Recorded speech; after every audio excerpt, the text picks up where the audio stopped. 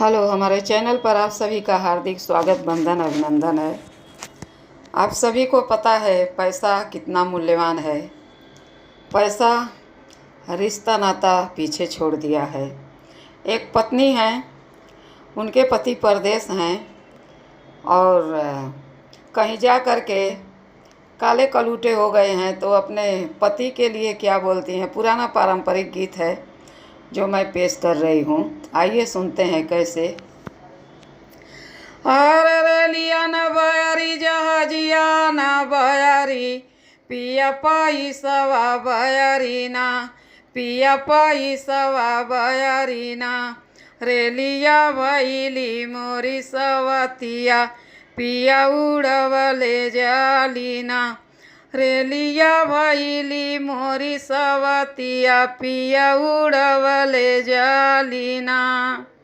गैला कलकत्ता पिया, पियाला चापाकल के पनिया।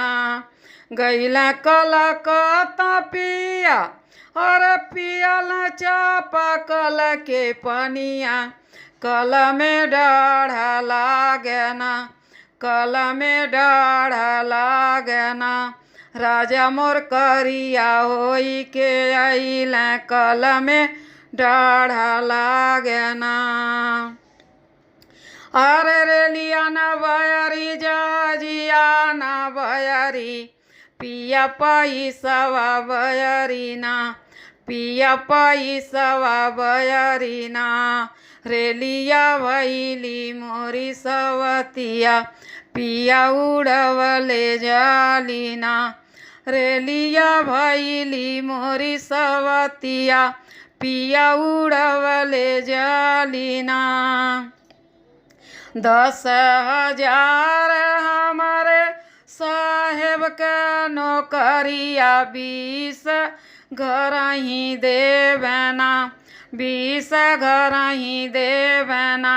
रखब नयना के हजूरमा, 20 घर ही देवना। रखब नयना के हजूरमा, 20 घर ही देवना।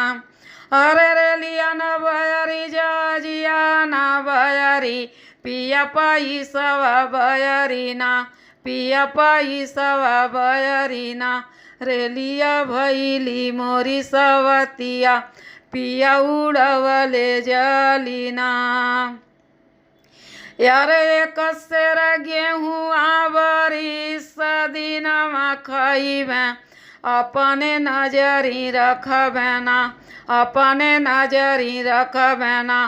तोहरी भूलनी हो सूरतिया, अपने नजरी रखबे ना। तोहरी भूलनी हो सूरतिया, अपने नजरी रखबे ना। धन्यवाद। ये गीत कैसा लगा? लाइक शेयर सब्सक्राइब जरूर कीजिएगा।